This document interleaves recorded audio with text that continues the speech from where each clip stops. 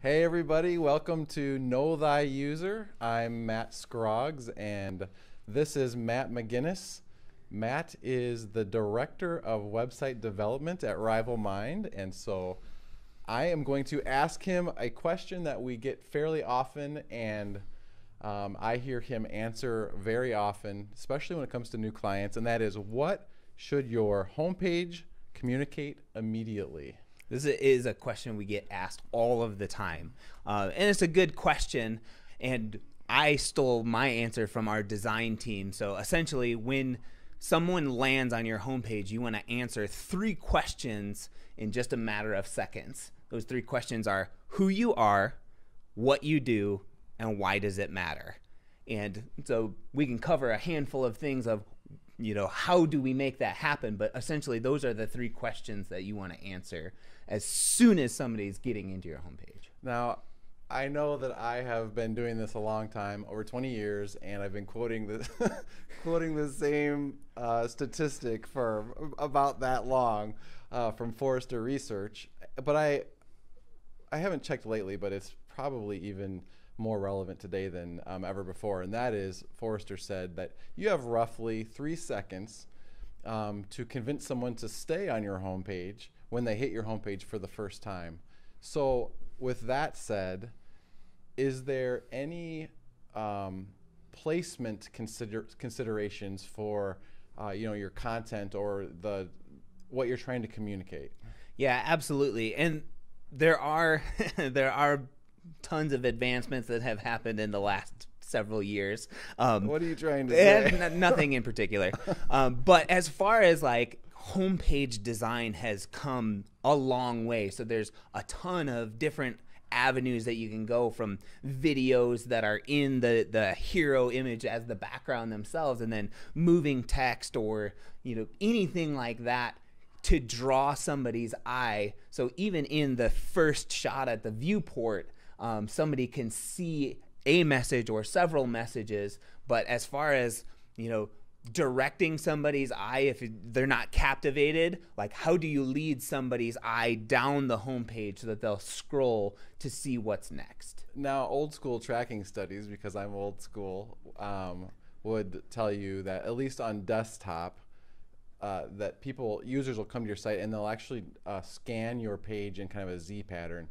The top left quadrant will be absolutely the most important, followed by just to the right, and then down just below that top left quadrant.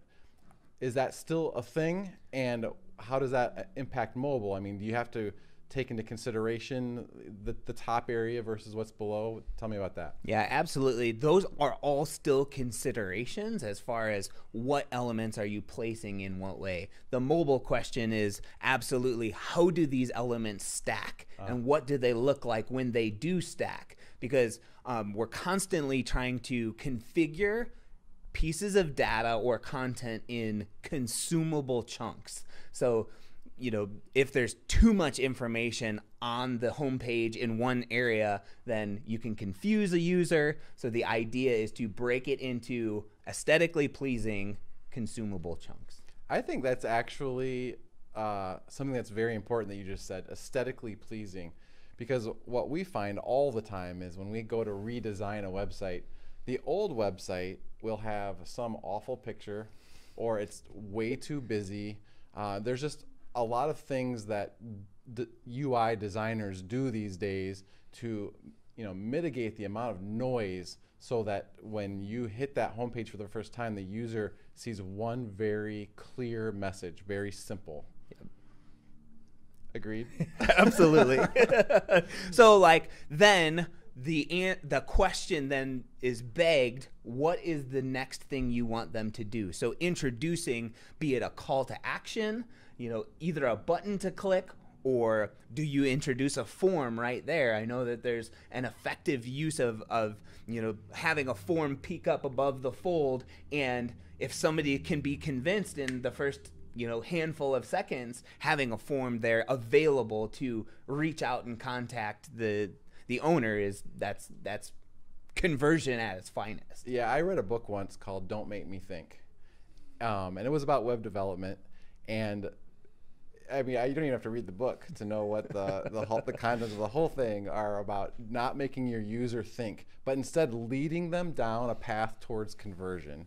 So what's the purpose of your website? It's ultimately to lead somebody, a user, down the path towards conversion. And conversion is just what are your marketing goals? So if you think about what are these marketing goals, and the fact that a visitor to your site doesn't want to think, they want to be led, you have to think about not only do you want to the message you want to convey about who you are, but also what do you want them to do next. So I think that's a really good adage still today. Don't make me think, and just be mindful of what the content is that you're putting on your site and that it's beautiful.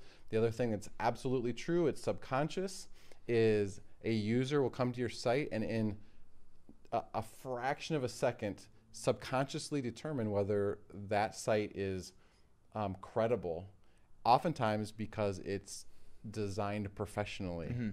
And they'll make a determination just that fast, and it takes no time at all for someone to hit their back button and go back to Google. And if you have paid for that click in one form or another, whether it be SEO or pay-per-click campaign, just because you've set up your homepage wrong, may be that you're not only losing out on new customers, but you're also losing out on the fact that all the money going towards your campaigns is being lost at the same time. So just some things to think about. Yep.